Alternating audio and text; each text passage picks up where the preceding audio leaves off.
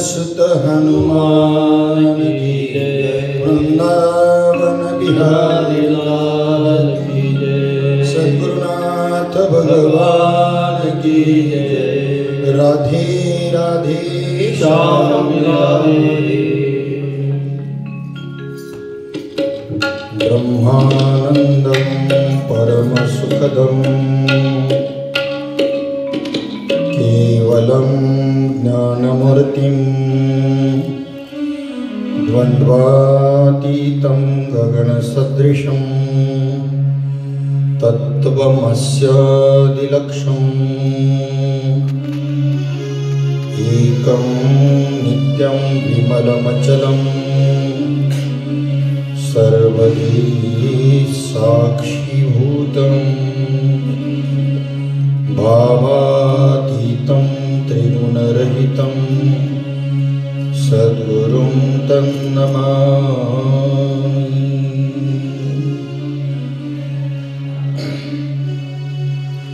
सद्गुरुनाथ भगवान की जय।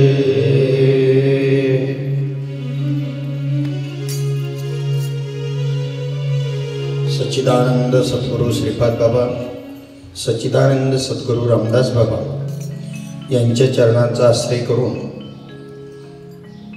श्रीमती रंजनाताई किसनराव गोते या मातोश्रींच्या अमृत महोत्सवानिमित्त अखंड हरिनाम सप्ताह श्रीमद भागवत कथा आजच्या कथेचा चौथा दिवस, दुसरं सत्र चालू आहे. उद्याचा 5वा दिवस,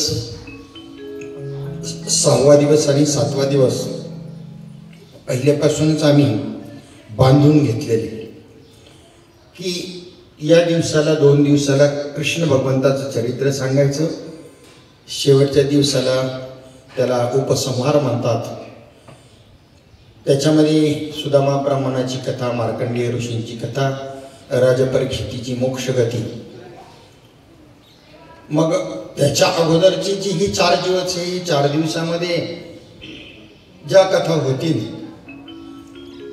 त्या पद्धतीनं सांगण्याचा प्रयत्न करायचा. नैमिषारण्यामध्ये शौनकादिक ऋषी जे आहेत यांना ही कथा सुतमुनी सांगत असताना 1000 वर्षपर्यंत ही कथा चाललेली आणि तेव्हा तरी सुद्धा ती पूर्ण झालेली नाही. हरी अनंत, हरी कथा अनंत. हरीचं स्वरूप, त्याचे अवतार अनंत अवतार. अनंत अवतार घेसी भक्ता कारणी, अनंत अवतार घेसी भक्ता कारणी. वनवाळू कृपाळू विनादाने उद्धरणे, वनवाळू कृपाळू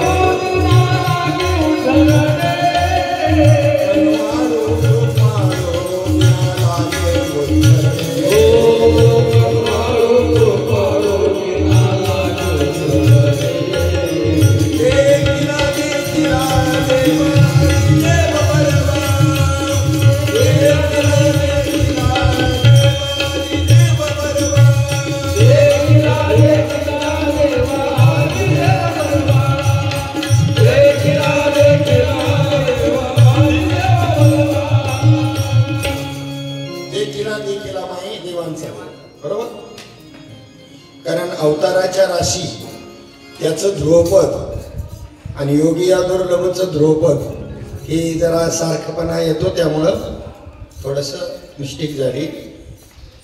योगी या दुर्लभ तोम्या देखिला साजणी, पाहता पाहता मना नपुरी धनी. देखिला देखिला माई देवांचा देव, विठला संदेह निमाले तुझे पण. अनंत रूपे अनंत वेशे देखिले म्याद्यासी, बापर खुमा देवी वरू पुन्हा बानली कैसी. देखिला देखिला माये देवांचा देव, फिटला संदेह निमाले तुझे पण. असं अनंत अवतार का घेतले, कशा करता घेतले? सकाळी थोडासा उल्लेख झाला की दुर्वास मुनी परीक्षा पाहण्याकरता अंबऋषीच्या घरी आले असताना त्यांचं जे द्वादशीच्या दिवशी स्नान करण्याकरता यमुना तीरावर नदीवर गेले, तोपर्यंत तुम्ही तयारी करा पारणं सोडण्याची. पारणं सोडायला आता सूर्योदय होण्याची वेळ आलेली आहे. आपल्या व्रताचा खंड होता कामाचा नाही. भोजन प्रसाद घ्यावा, पारणं सोडावं, तर अतिथीचा अपमान होते. अतिथी सामान्य नाहीये, दुर्वास मुनी सारखा कोपिष्ट रागिष्ट अशा प्रकारचा अतिथी आहे. काय करावं? आणि म्हणून संकल्प करून पाणी पिल्यानंतर उपवास सुटतो आणि उपवास सुटत बी नाही.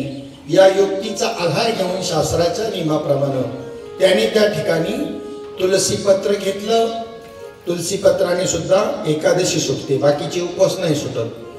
आणि पाणी पिऊन संकल्प पूर्ती केली. दुर्वास मुनी त्या ठिकाणी स्नान करून उशिरा मुद्दामच आले, परंतु भगवान त्या ठिकाणी परमात्म्यानं त्या ठिकाणी त्यांना तिथेच असा तृप्तीचा ढेकर द्यायला लावला. तृप्ती निर्माण केली की आता भोजनाची अपेक्षा बी राहिली नाही. एका वेळेला 7 खंड्या अन्न खाणारे दुर्वास मुशी परंतु आता एकही घास खाण्याची इच्छा राहिली नाही. परंतु तरी आल्यानंतर असा क्रोध निर्माण झाला. क्रोध तयार केला त्यांनी, निर्माण झाला म्हणण्यापेक्षा क्रोध तयार केला. आणि त्या क्रोधामध्ये माझ्या अगोदर तुम्ही यजमानाने असं उपवास सोडलाच कसं, पारणं सोडलंच कसं, आपल्या जटेमधून एक कृत्या निर्माण केली आणि अंबऋषीवरती सोडली. ती कृत्या निर्माण झालेली कृत्या अंबऋषीच्या मागे लागण्याच्या ऐवजी भगवान परमात्म्याचा भक्त आहे, मागे पुढे उभा राही संभाळीत आली आघात निवाराया या न्यायाप्रमाणे ती कृत्या पुन्हा उलटली दुर्वास मुनीवरच. दुर्वास मुनी पुढे पळतायत, कृत्या म्हणजेच राक्षसी त्यांच्या मागे पळते, उलटली. नवीन नवीन त्या कृत्ये बरोबरच अजून सुदर्शन चक्र सुद्धा त्या ठिकाणी दुर्वास मुनीच्या मागे सोडलं. त्रिभुवनामध्ये सर्व देवतांना शरण गेले, परंतु ते सुदर्शन मात्र त्या ठिकाणी कोणालाही आकळणे, त्यांनी सांगितलं नाही हे आम्ही आकळूच शकणार नाही. प्रत्यक्ष ज्याने सोडलं होतं त्या विष्णू भगवंतापर्यंत गेले दुर्वास मुनी. नाही नाही, अहम भक्ता पराधीन, हा मी भक्ताच्या अधीन आहे. योगक्षेमम वहाम्यहम, मी त्यांचा योगक्षेम वाहणार आहे. आता तुम्हाला त्या माझ्या भक्तालाच शरण जावं लागेल, अन्यथा सुदर्शन चक्र माझं थांबणार नाही.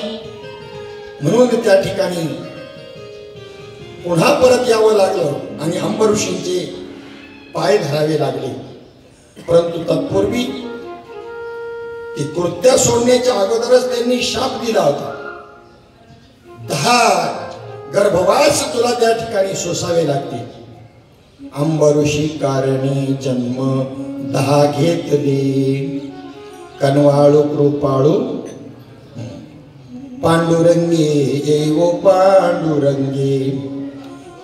त्यावेळेला भगवान परमात्म्यानं त्या ठिकाणी अंबऋषीचे ते 10 गर्भवास स्वतःकडे घेतले आणि मी स्वतः त्या ठिकाणी काय करेल, हे गर्भवास मी सोशील, पण माझ्या भक्ताला सोसायला देणार नाही.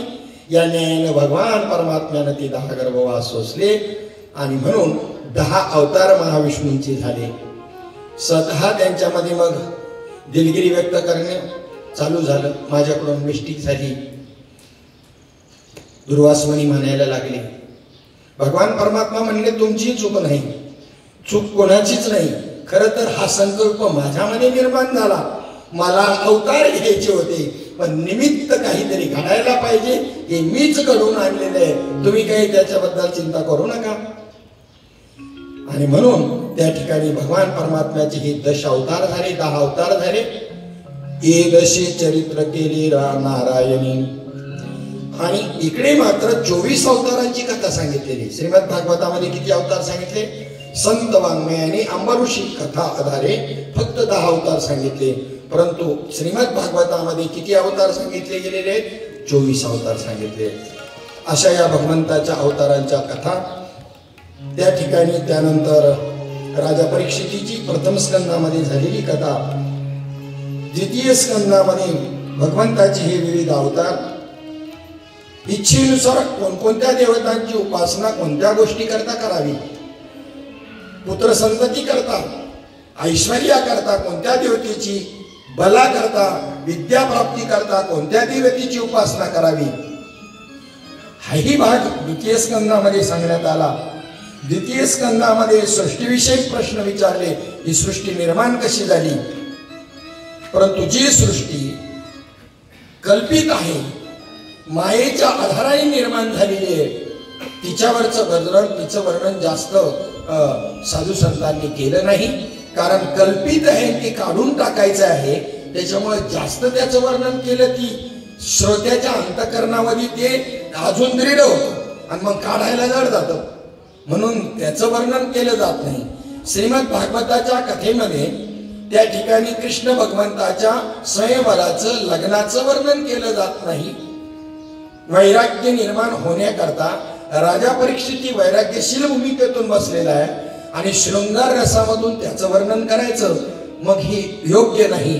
म्हणून जरी वर्णन श्रीमद भागवतात या गोष्टींचं आहे, तरी भागवत कथाकार मात्र त्याचं वर्णन करत नाही.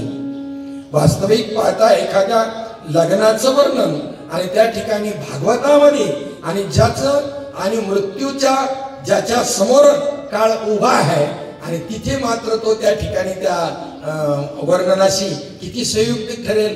परंतु इथेही विचार असा आहे की रुक्मिणी कोण आहे? भगवान परमात्म्याची ती अर्धांगिनी ही, परंतु मूलतः ती आदिशक्ती आहे. सीता प्रभू रामचंद्रांची पत्नी नाही, सीता ही भक्ती आहे. राधा ही कृष्णाची प्रेयसी नाही. नीट क्लिअर करून घ्या, राधा ही कृष्णाची काय आहे? भक्त आहे. त्याच्यानंतर भानू आताच लक्षामध्ये आलं तुमच्या पदावरून की भानू ही जी भानू जी आहे ही भानू कोण आहे? माणसा जशी धर्मपत्नी तशी भानू ही श्रीकृष्णाची काही संबंध नाही, प्रेयसी पत्नी काही संबंध नाही. महान भक्त आहे. परंतु जी चित्र रेखाटता येत नाही, जी गोष्ट कसं बोटानं दाखवू तुला पाहे अनुभवे गुरुच्या मुला, पण डायरेक्टरला मात्र ती भक्ती दाखवायची कशी हेच जमत नाही. म्हणून त्यांनी तिथे पत्नीच्या रूपाने दाखवली आणि आमच्या डोक्यामध्ये त्यामध्ये तशीच पेट झाली. ही मोठं चुकीचं आहे. कन में हाय भगवान हे दाखवता येत नाही आणि म्हणून प्रत्येकाच्या मस्तकामध्ये कृष्णाचं चरित्र दाखवलं. मग ते वासराचं चित्र असेल त्याच्यामध्ये असो, एखाद्या शूद्राच्या चित्रामध्ये असो, एखाद्या हत्तीच्या चित्रामध्ये असो, आणि तसं पाहण्याचा तुम्ही ध्यानधारणेद्वारे जर प्रयत्न करत असाल तर तुम्ही कल्पनाच वाढवताय का निर्विकल्प होताय?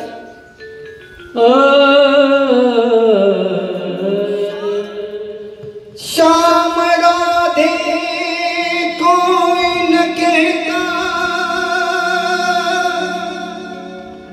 सब कहते राधे श्याम। जन्म जन्म के भाग जगा दे एक राधा का नाम। राधा के बिना श्याम आधा आधा आधा आधा, सब कहते राधे श्याम। जन्म जन्म के भाग जगा दे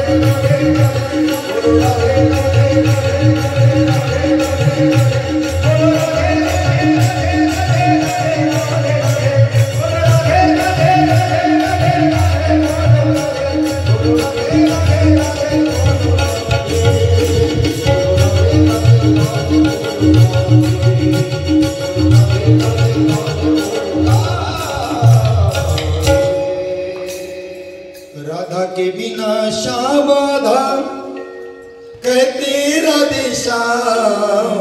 जय हो। कोणी पण राधे श्याम म्हणतो, श्याम राधे नाही म्हणत. सीता राम म्हटलं जातं, राम सीता असं वचन केलं जात नाही. म्हणजे त्याच्या अगोदर त्याच्या शक्तीला महत्व आहे. शक्तीच नसेल तर त्याला महत्व काय? बरं, तुमचं बळ आणि तुम्ही वेगळे आहात का? तुमची शक्ती ताकद आणि तुम्ही जसे वेगळे नाही, तर सीता ही चित शक्ती आहे परमात्म्याची, राधा ही भक्ती आहे. परंतु तसं ते दाखवता येत नाही डायरेक्टरला, आणि म्हणून त्यांनी ते तसं दाखवलं. ह्याला काय करायचं कोणी? चला, त्या ठिकाणी अशा अनंत अवताराच्या कथा, इच्छेनुसार विभिन्न देवतांची उपासना कशी करायची याचं वर्णन, सृष्टीविषयक वर्णन, विराट स्वरूपाचं आणि विभूतींचं वर्णन, ब्रह्मदेवाचं भगवत धाम दर्शन आणि त्यांना भगवंताच्या द्वारा चतुश्लोकी भगवताचा उपदेश, भागवताची सर्ग विसर्ग पोषण मन्वंतर आदी 10 लक्षणं, हा भाग द्वितीय स्कंदामध्ये आपण पाहिला. तृतीय स्कंदामध्ये उद्धव आणि विदुर यांची भेट होते. कृष्ण भगवंतानं त्या ठिकाणी उद्धवाला सांगितलेला निरोप, निजधामाला जाताना त्यानुसार उद्धवाची विदुराबरोबर झालेली भेट, ते सांगितलेला निरोप आणि मैत्रेय ऋषींची पुन्हा विदुराशी भेट आणि त्यांनी सांगितलेलं तत्वज्ञान, हा तृतीय स्कंदामध्ये भाग आला.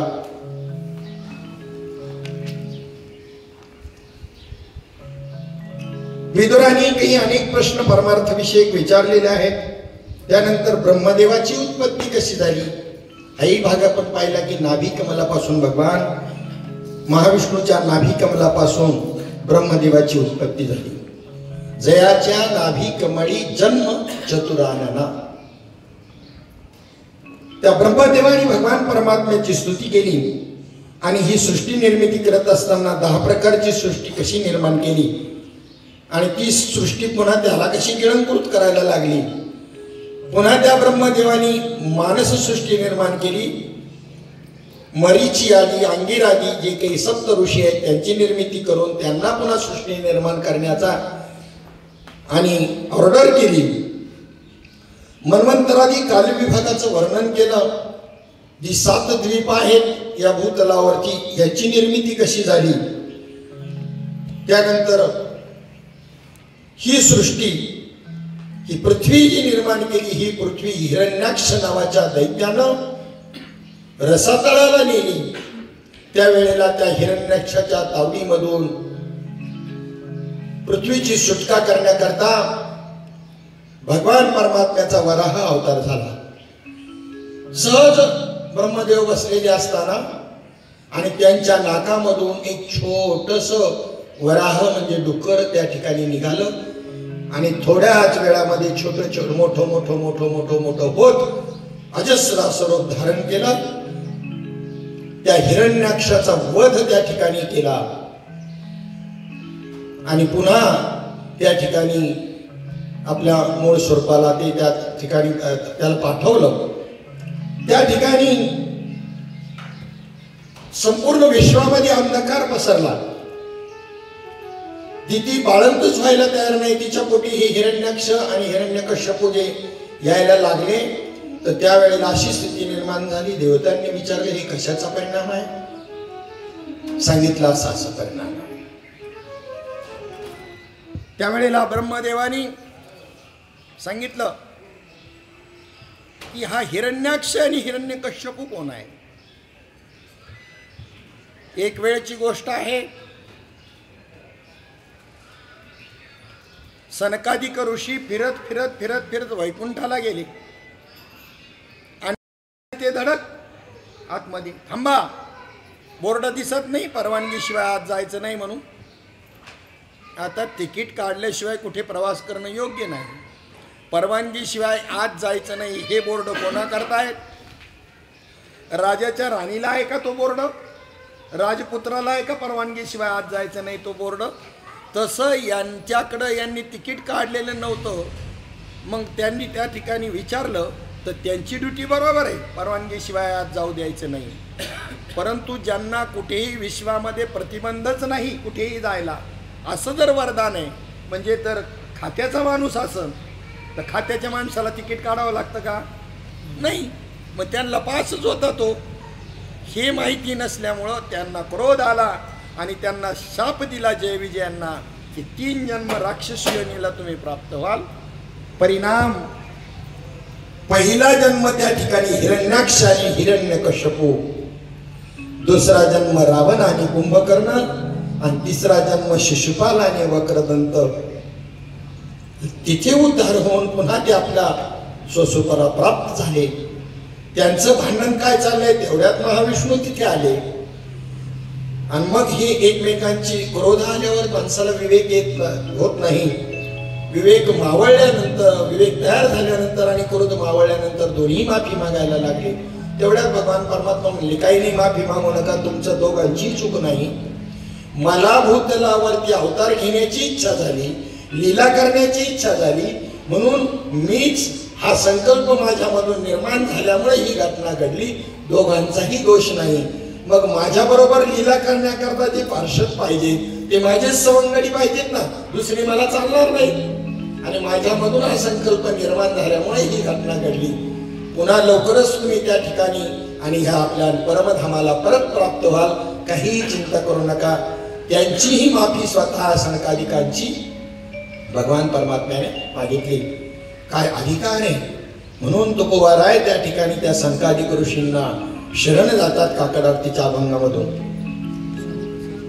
तुम्ही सनकादिक संत मनविता कृपावंत, एवढा करा उपकार.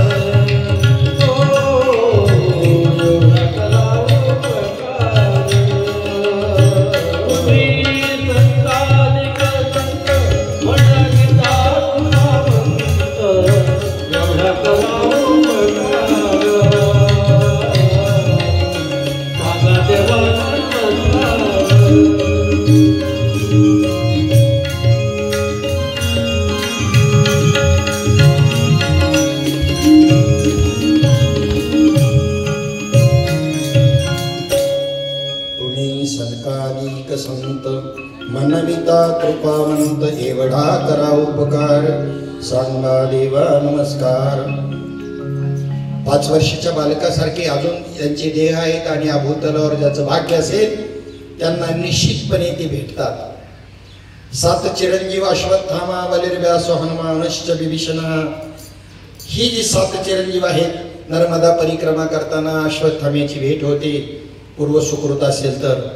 पण पहा काही माया कशी टाकली जाते भगवंताकडून. आम्हाला भेटला अश्वत्थामा, सकाळी 6:30च्या दरम्यानचा टायमिंग आहे. आवाढव्य असा तो आमच्यापेक्षा, असं त्याची उंची अशी एवढ्या पद्धतीची आहे तरी आम्हाला त्याच्यावर वाटावं की नाही, अशी उंची आहे, असा माणूस आहे. पण ते माया टाकली जाते बरोबर त्यावेळेला. पण भाग्य आमचं. पण तरी बी आम्ही त्यांना अश्वत्थामा समजायला पाहिजे म्हणून ती आमच्याकडे काय मागते, जरा वेडी पेटवायला माचीस आहे का म्हणते. बस आमचं तिथेच ब्रह्माजोंदरी डावला की अश्वत्थामान वेडी. पण त्याला भाग्य आमचं की निदान दर्शन झालं. थोडस काय केलं असतं दुसरं काय केलं असतं. दर्शन झालं, फक्त जरा आडजोड झालं असतं, साष्टांग दंडवत किंवा अजून काही तेवढंच झालं नाही. पण ते माया पा म्हणजे तिथपर्यंत गेलो आम्ही. पण ते यांनी घोटाळा केला. कशाने? असा अश्वत्थामा असतो काय बरं, इथं असं हे असल्यासारखं, तरी पण पहा कसं जखम म्हणतात ते, एका डोळ्याने असं आंधळ होतं, असं थोडेसं असं आणि चांगला दिपाड गडी 7 फूट उंचीचा. अशी पहा माया म्हणजे आपली कल्पना कशी नडते आपल्याला. हा बघा, विचार त्यांना. ते सकाळी 6:30च्या दरम्यान थोडंसं अंधारले, थोडंसं उजाडलेलं आणि अशा पद्धतीने भेटला का नाही, असं आहे.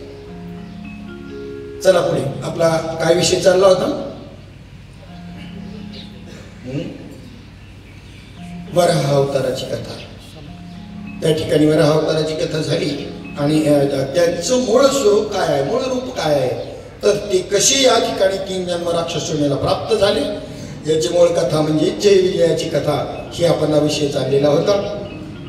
त्या जय विजयांचं वैकुंठामधून पतन होऊन हिरण्याक्ष आणि हिरण्यकश्यपूच्या रूपानं त्या ठिकाणी त्यांचा जन्म झाला आणि वराह रूप धारण करून ब्रह्मदेवाच्या नागपुडीमधून वराह रूप धारण करून हिरण्याक्षाचा वध केला. बोल वराह भगवान की जय. त्यानंतर कपिल मुनींचा अवतार झाला. कर्दम ऋषी आणि देवहूती स्वयंभू म्हणून त्यांची देवहूती प्रसूती आकुती अशा 3 कन्या आणि त्याच्यामधली प्रसूती जी आहे ही दक्षाला दिलेली आणि त्यानंतर इकडे ही जी कथा आहे कपिल भगवंताच्या अवताराची त्यांनी सांख्यशास्त्र संपूर्ण जगताला दिलं. सांख्यशास्त्रामधून जे आत्मज्ञान सांगितलेलं आहे, जी सूत्रबद्धता मांडलेली आहे ज्ञानाची, ती अन्य कोणत्याही प्रकारच्या तसा परिपूर्ण नाही आहे. सांख्यशास्त्र सर्वात परिपूर्ण शास्त्र म्हणजे वेदांत शास्त्र आहे. षडशास्त्रामध्ये 6 शास्त्रांमध्ये न्यायशास्त्र, वैषयिक, सांख्य, योगदर्शन, पूर्वमीमांसा, उत्तरमीमांसा अशी ही जी 6 शास्त्र आहेत त्याच्यात परिपूर्ण शास्त्र जर कोणतं जर असेल तर फक्त वेदांत शास्त्र आहे. बाकीमध्ये पण तरी सुद्धा संतांनी वेदांनी यांनी काय केलं की चांगले गुण त्याच्यामध्ये जे आहेत ते त्यांच्याकडून काय केले ग्रहण केले. सांख्य शास्त्रासारखं तत्वज्ञान कोणीही मांडू शकत नाही आणि म्हणून चांगलं ते घ्यावं या न्यायाने सांख्यशास्त्राची ही गोष्ट घेतली की तत्वज्ञान सांख्यांच्या भाषेमध्ये मांडलं जावं म्हणजे साधकांना ते सहज पटेल, रुचेल, आवडेल. या जय हरी जय हरी जय हरी ताई जय हरी. या खुर्ची द्या बसायला एक बस. जय हरी जय हरी जय. आपल्या संप्रदायाचं भूषण हरिभक्त परायण गुरुवर्य गिरिकाकी या ठिकाणी त्यांचं आगमन झालेलं आहे. यजमानातर्फे आपल्या सर्वांतर्फे त्यांचं या ठिकाणी सुस्वागतम, हार्दिक स्वागत. त्याच पद्धतीनं संध्याकाळी ज्यांची कीर्तन सेवा आहे असे गुरुवर्य हरिभक्तीपरायण भागवताचार्य विजयाताई पंडित यांचंही या ठिकाणी आगमन झालेले. यजमानातर्फे आपल्या सर्वांतर्फे त्यांचं या ठिकाणी सुस्वागतम, हार्दिक स्वागत, हार्दिक स्वागत. आलेल्या सर्व साधक बंधूंचं या ठिकाणी हार्दिक स्वागत.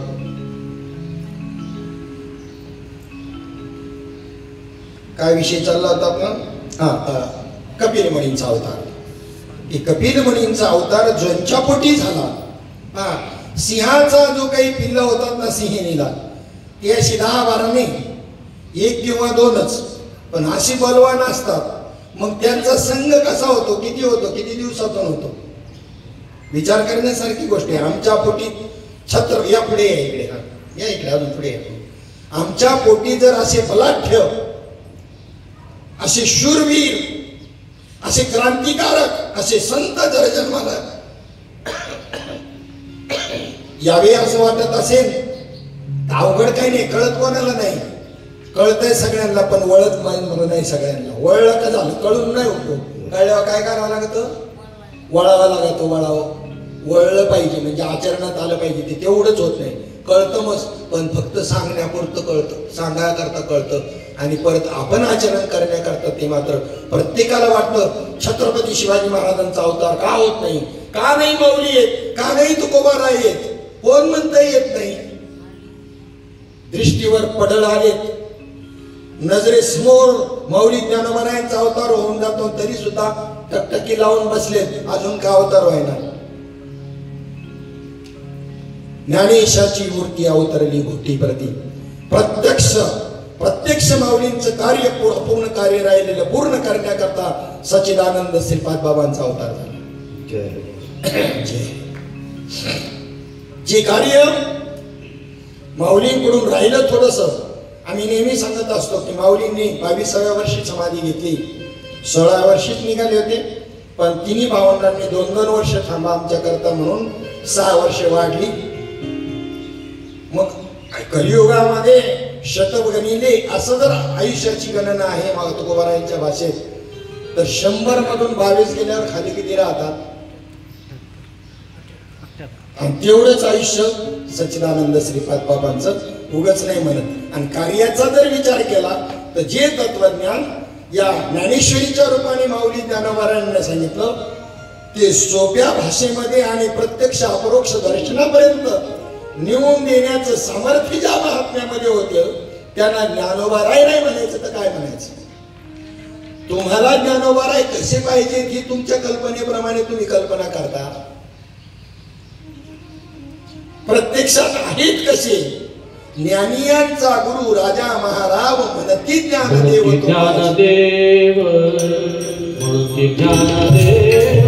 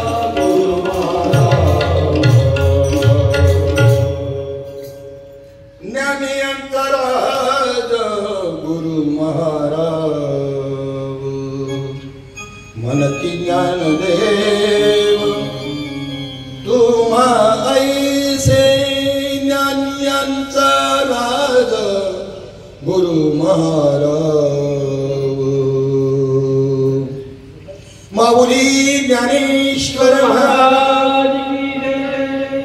याचा अर्थ सच्चिदानंद सद्गुरू बापू गुरुजी मालुंजेकर खूप सोप्या भाषेत तिथल्या तिथेच म्हणले, लांबी नाही, तिथेच हे अर्थ म्हणले. तुम्हा ऐसे जे म्हणती ज्ञानदेवता या, तुम्हा ऐसे जे म्हणती ज्ञान, त्याला आम्ही त्यांना ज्ञानदेव म्हणायला पाहिजे. त्यांच्यासारखी लक्षणं ज्यांच्यात प्रकृतीत आहेत त्याला काय काय म्हणायचं? त्याला काय म्हणायचं? शंकराचार्य हे एकच आद्य शंकराचार्य, पण त्याने 4 पीठ स्थापन केली 4 दिशेला आपल्या देशाच्या.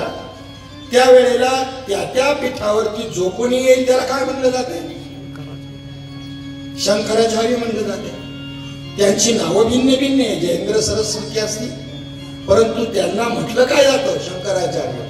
नाहीत का ती शंकराचार्य? शरीराने ते आणि ती सारखे आहेत का? आद्य शंकराचार्य शरीराने भिन्न आहेत प्रकृतीने, पण ज्ञानानं जर पाहिलं तर तेवढाच अधिकार आहे जो आद्य शंकराचार्यांचा आहे, यत्किंचितही कमी जास्त नाही. त्या आद्य शंकराचार्यांचं नाव पुढे पदवी रूपाने झालं. तसंच तुम्हा ऐसे जे म्हणती ज्ञानदेवतया, जी माऊली ज्ञानोबारायांची कार्य करण्याची शैली आहे, त्यांचं जे स्वरूप आहे, त्यांच्यामध्ये जे गुण आहेत की जशीच्या तशी या प्रकृतीमध्ये होते, यत्किंचितही फरक नाही. बोला सद्गुरु सच्चिदानंद श्रीपाद. ज्ञानेश्वरी म्हणजे मूर्तिमंत ज्ञानेश्वरीचा पुतळा म्हणजे जगद्गुरु आपला सच्चिदानंद सद्गुरु श्रीपाद बाबा. आणि इकडे त्यांना एकनाथ महाराजांची उपमा द्यावी रामदास बाबांना, तर कशी बसते? कोणतीही बसते. तसं आता ही आपली आपली कल्पना आहे, आपला आपला भाव आहे काय म्हणायचं ते. जर त्यांना आपण एकनाथ महाराज या दृष्टीने म्हणू की 18,000 श्लोकांचं श्रीमद भागवत, मग 18,000 ओव्यांच्या त्या 11व्या स्कंदावर केलेली टीका म्हणजे एकनाथी भागवत. आणि ह्या संपूर्ण ओव्या जशाच्या तशा त्यांच्या मुखोद्गत होत्या आणि तशाच्या तशा कीर्तनामध्ये येत होत्या. प्रसंगाच्या प्रसंग ओव्या मागे ओव्या जशाच्या तशा, सामान्य गोष्ट नाही. शेवटच्या क्षणापर्यंत. आणि रोज त्याचं रिव्हिजन रोजच्या नित्यनेमामध्ये. काकडा हरिपाठ रोज रोज त्यांचा रोजचा तो झालाच पाहिजे. जनतेच्या कल्याणाचं काम कार्य करत असताना आपली उपासना सुद्धा जशीच्या तशी सांभाळली. कधी कधी वैतागून श्रीपाद बाबांनी म्हणावं, ठेवा ना ते सोन्यासारखी माणसं तुमच्या समोर आलात, 2 शब्द सांगा त्यांना. त्यावेळेला ते बाजूला ठेवायचं, त्यांना सांगायचं, चिंतनाला बसून घ्यायचं, जे काय असेल ते पाहायचं. पण दिवसभरामध्ये आपला नित्य नेम पूर्ण केल्याशिवाय अजिबात कधी राहिले नाही. आम्हाला विचारतात बरेचशी मंडळी, तुमचा नित्य नेम काय? म्हणलं नित्य नेमाशिवाय जीवन असतं का काय?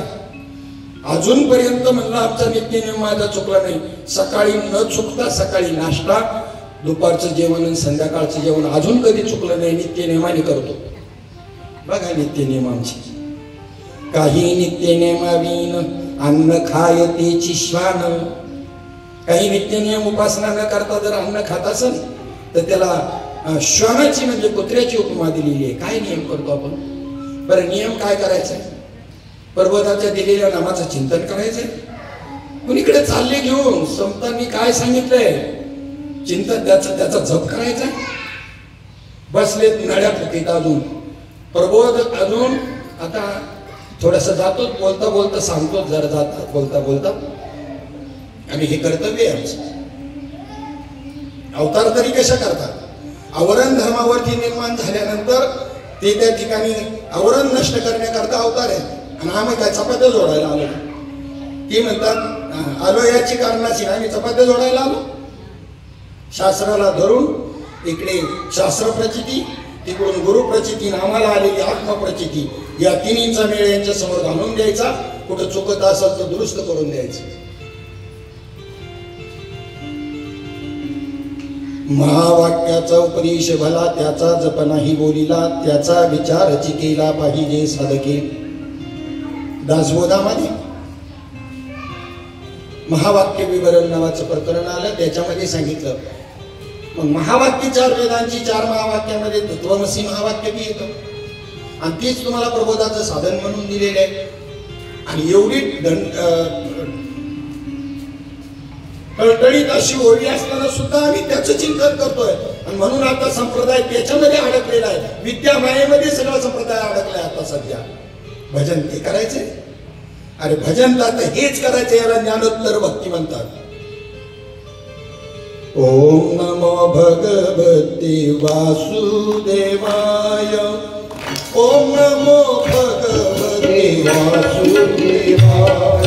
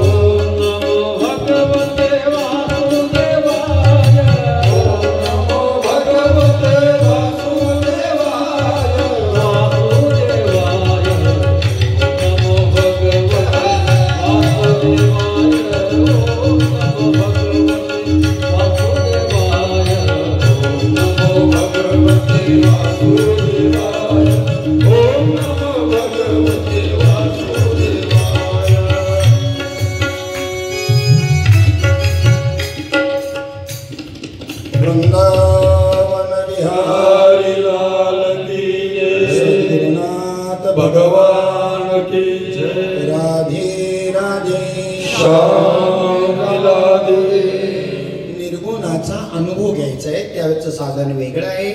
तिथपर्यंत ही साधना महावाक्याची, तत्वमसी महावाक्यादी बरोबर आहेत. आणि या जय ज्ञानोत्तर भक्तीमध्ये सगुणाची भक्ती करताना तुम्हाला श्रीराम जय राम, रामकृष्ण हरीच म्हणायचंय, ओम नमः शिवाच म्हणायचंय, ओम नमो भगवते वासुदेवायच म्हणायचंय. हे ध्यानात द्या.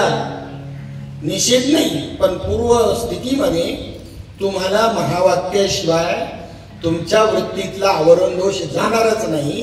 आणि जोपर्यंत वृत्तीतला आवरण दोष जात नाही तोपर्यंत तुम्ही तुम्ही समरस आणि एकरूप होऊ शकणार नाही भगवंताच्या भक्तीमध्ये.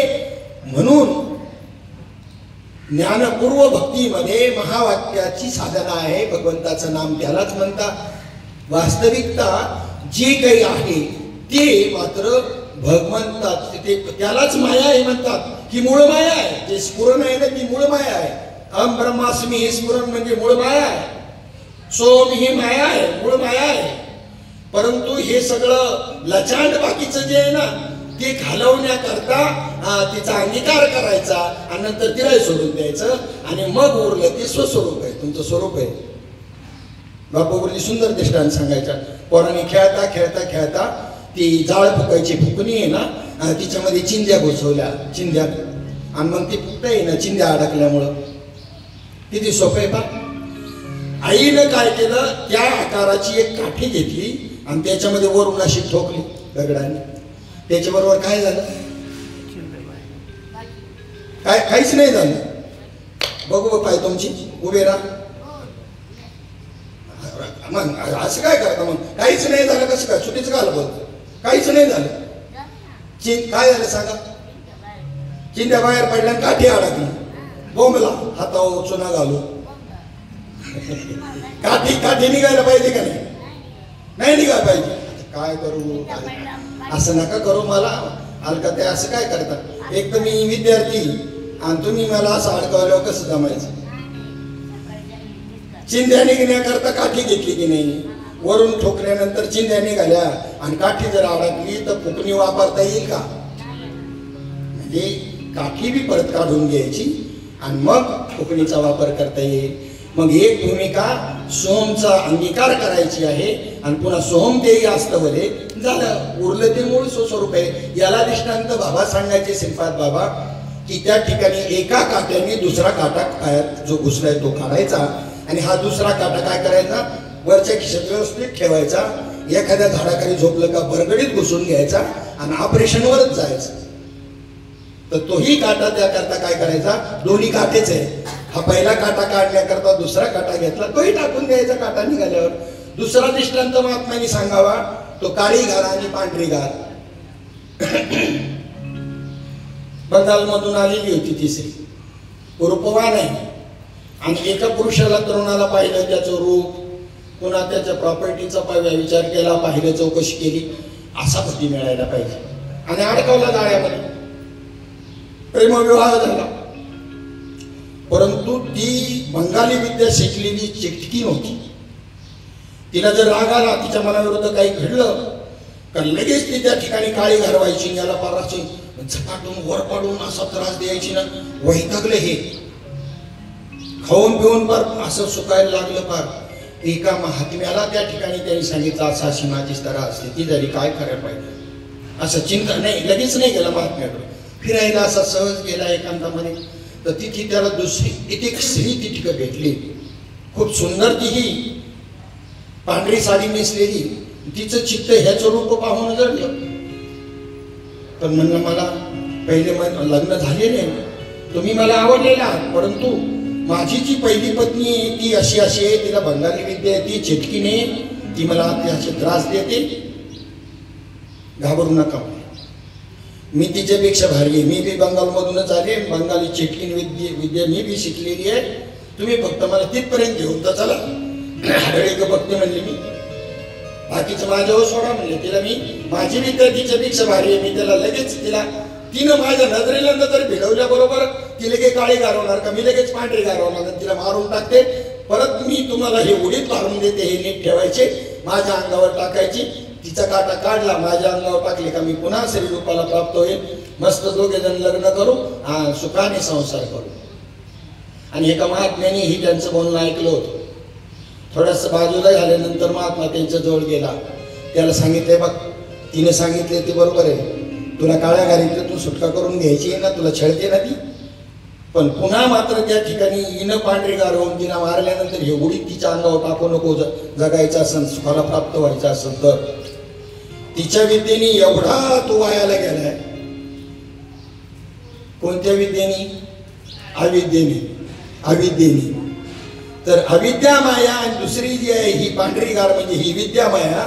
रात्रंदिवस त्याच्यामध्ये तुला परमात्मा स्वरूपाकडे जाऊनच देत नाही. हे विद्यामाया, अविद्यामाया एक वेळ जाईल, पण विद्यामायेचा प्रभाव कळून येत नाही. राक्षसांच्या रूपात तुमच्या समोर जर आला तुम्ही त्याला ओळखा. देवतेच्या स्वरूपामध्ये आला तर तुम्ही त्याला ओळखा. पण राक्षस देवताचं स्वरूप धारण करून आला, परिणाम कालनेमीच्या रूपामध्ये, कालनेमी हा राक्षसाच्या रूपामध्ये आला असता, हनुमंतराने एका बुकीत बसवला असता. पण तो ज्या वेळेला त्या ठिकाणी रामायणाचार्य बनून आला, नाही ओळखता आलं. द्रोणागिरी घेऊन जात असताना सूर्योदयाच्या अगोदर ती वल्ली घेऊन जायची, सविस्तर कथा सांगत नाही. मग अडवायला रावणाला कळलं त्यावेळेला त्याचा मित्र हा कालनेमी, त्याला सांगितलं याला जाऊन अडव, सूर्योदयापर्यंत आला नाही पाहिजे. मग यांनी त्याला अडवण्याकरता काय उपाय केला? मायावी रूपाने तो हनुमंतरायाला अडवू शकत नाही. रामदूत अतुलित बलधामा, अंजनी पुत्र पवन सुतनामा असे असणारे हनुमंतराय आहेत. मग यांनी युक्ती केली आणि कोण बनला? रामायणाचार्य. मग हे 5 लाख 3 लाख हे रामायणाचार्यांचे रेट नाहीत. कोणाचे रेट आहे ते? कालनेमींचे रेट आहे. कालनेमी येते, रामायणाचार्य नाही आहेत. यांना काही घेणं नाही पडलं तुमचं उद्धाराचं कशाचं बी. लाज वाटायला पाहिजेत ना. 5 लाख म्हणजे काय? मला तर वाटतं ना परमार्थ असा पाहिजे बरं का अण्णा, जे कोणी परमार्थ करायला येतील आकडणारे नाम सप्ताह कुठे बी तर दिवसभर रोजानी घ्यायचे यांना, मला बी, मी बी त्यांच्या बरोबर, आणि संध्याकाळी सांगा म्हणायचं आम्हाला भागवत नाही तर कीर्तन. असं झालं पाहिजे. तेव्हा आमच्यासारखे कालनेमी जर असले ना भागवताचार्य रामायणाचार्य तर लवकर पितळ उघडं पडेल. असं व्हायला पाहिजे. होतच तसं पहिलं संतांना जवळ बोलवायचं. राजा जनकानं रिकिबी में पाव ब्रह्म बतावणे तो लेटी खाव. घोड्याच्या रिकिबीत एक पाऊल ठेवलाय, दुसरा आता त्या ठिकाणी मला आरोहण करायचंय. एवढ्या वेळात ब्रह्मज्ञान होईल काय? नाही म्हणलं का टिकाव घ्यायचं आणि तलावाच्या कामाला लावायचं. असं होतं पहिलं. अण्णा मी काही नवीन बोलतोय असं नाही, म्हणजे खरा साधू कळतो त्या वेळेला. पण या टेबल कसा होता? त्यांनी सांगितलं, ए राजा, अरे रिकिबी में पाव एक पाव रखाय, एक पाय ठेवलेला आहे, दुसरा नुसता अजून उचलायची बी गरज नाही. तेवढ्या वेळामध्ये मी तुला ब्रह्मज्ञानाचा अनुभव देऊ शकतो. याला म्हणतात बहादर. 7 दिवसामध्ये तक्षकाचा दंश होऊन मृत्यू येणार आहे देहाला. सगळ्यांना विचारलं आहे काय उपाय माहिती? प्रामाणिक होते ते विचारे, नाही माहिती. चिंताक्रांत झालाय राजा परीक्षित. निदान तो मार्ग तरी शोधीन ना, कोणाला दुसरीकडे तरी जाय ना. गिरायकीनेच ते अडवून धरायची, शपथ घालायची. एखाद्या स्त्रीनं जर दुसरा पती करायचा नाही, कसाही मिळाला तरी पतिव्रता धर्म पाळायचा, त्याचे शैष्य घालवायचं. तसं एक शिष्य एकदा जर गुरु केला तर दुसरा गुरु परत करायचा नाही. मग मरणिका तसं त्याला साक्षात्कार होऊ नाही तर नाही हो, अशी वाचनामध्ये अडकून घेणारे गुरु आहेत. धंदेवाईक, बिजनेसमॅन, खुद भी डूबे और यजमान को लेकर भी डूबी. आधा जान हकीम खतरे, आधा हकीम जान खतरे में. काही नाही, धंदे करायचे नुसते. मंत्र तंत्र उपदेशिकी घरोघरी गुरु आहेत आई ते, पण शिष्या ते मिळवी सद्वस्तु ते, श्रीकृष्ण त्या ते सद्गुरुवाणी. जो जीव ब्रह्माचं ऐक्य करून देतो त्याला सद्गुरु ही संज्ञा आहे. चला पुढे काय विषय चालला होता आपला?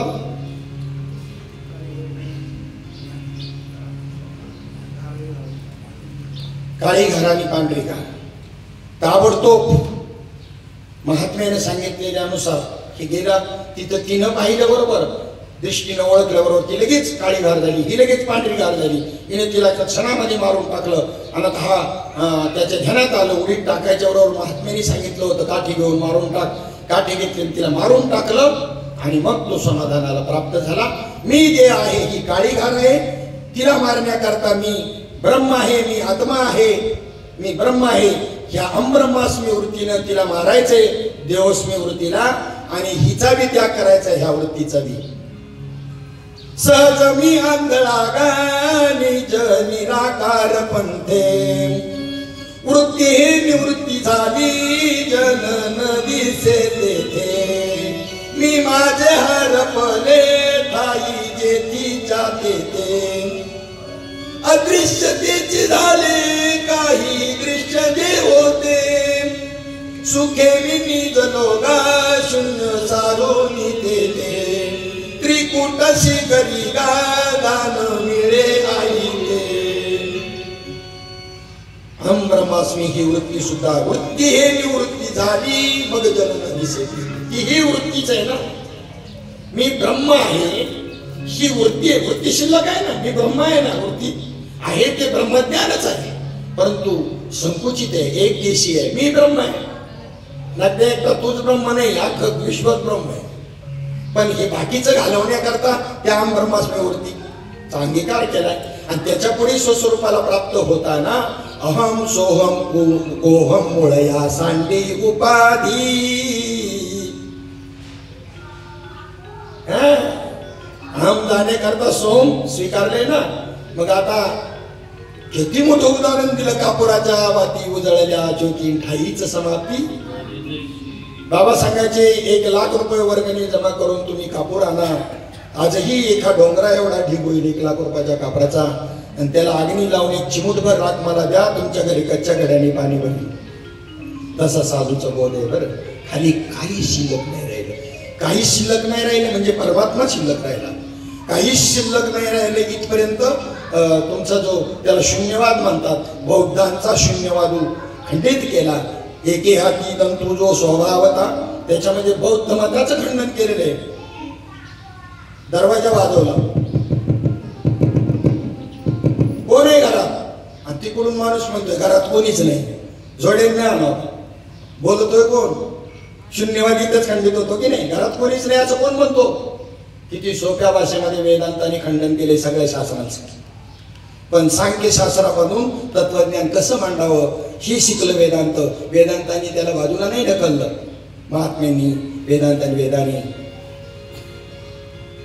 कशा भाषेमध्ये अध्यात्म मांडावा न्यायघटित भाषा वापरावी याकरता न्यायशास्त्राकडून भाषा कशी वापरावी बोलण्याची पद्धत काय असावी ही न्यायशास्त्राकडून शिकले पण ही सगळी शास्त्र अपूर्ण आहेत एक परिपूर्ण शास्त्र वेदांत दर्शन ही शास्त्र आहे परंतु त्या वेदांत दर्शनामधून सुद्धा समाधान प्राप्त झालं नाही म्हणून श्रीमद भागवताची निर्मिती करून ज्ञानोत्तर भक्ती केली हे जरा ज्ञानी समजणाऱ्यांनी आपल्या डोक्यामध्ये घ्यायचंय म्हणजे कथा सांगता आल्या पाहिजे असं काही त्याचा अर्थ नाही पण त्या कथा श्रवण करताना त्याच्याशी एकरूप होऊन जायचं त्या आम सोम कोम या सुद्धा उपाधी सांडून द्यायच्या आणि त्याचा भक्तीचा आनंद लुटायचा आहे असं भाग आता या ठिकाणी हिरण्याक्ष झाल्यानंतर आपला विषय चालला होता कपिल मुनींनी कर्दम आणि देवहूतींच्या पोटी जो अवतार धारण केला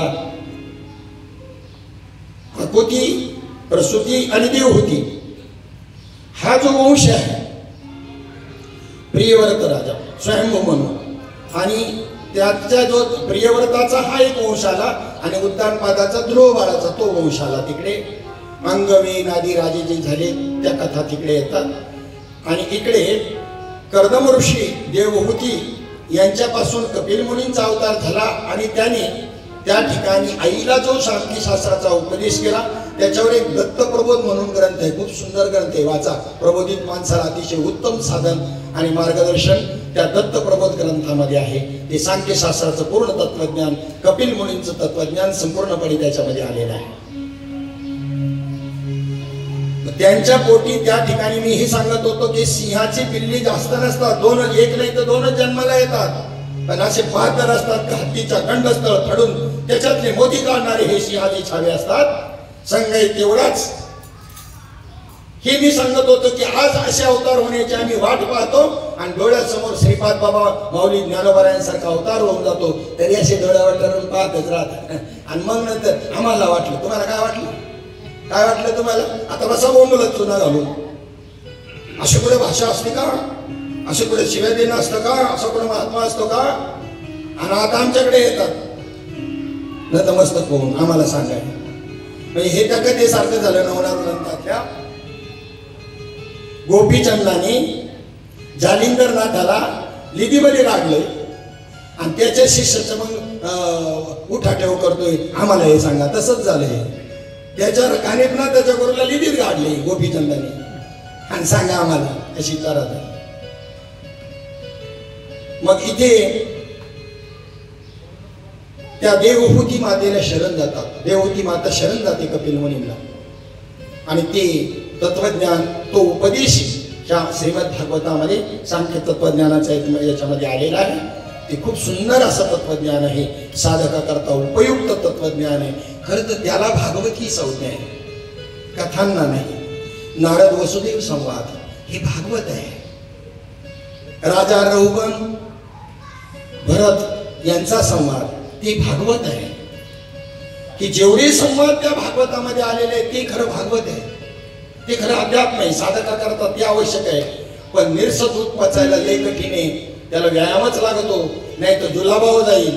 तसं अध्यात्म पचायला असे कठीण आहे. हे जाणून व्यास महर्षींनी वेदांचं तत्वज्ञान पुराणाच्या माध्यमामधून आमच्या समोर मांडलं. हे संतांचे उपकार आहे.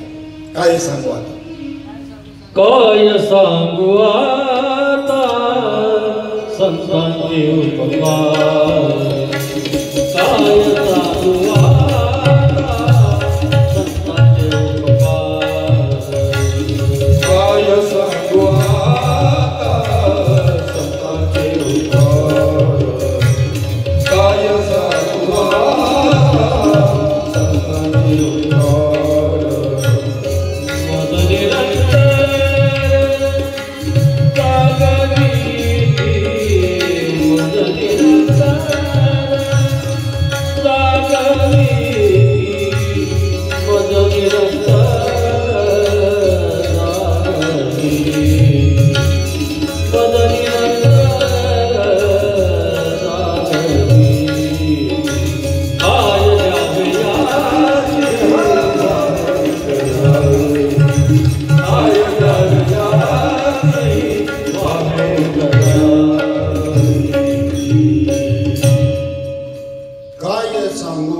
संतांचे उपकार मज निरंतर जागविती. काय द्यावे त्यांसी व्हावे उतराये, ठेविता पायी जीव थोडा. इथपर्यंत श्रीमद भागवत कसं आणले आपल्यापर्यंत. ही वेदवाणी कशी आणली यांनी. हे प्रेस वगैरे शोध नव्हते.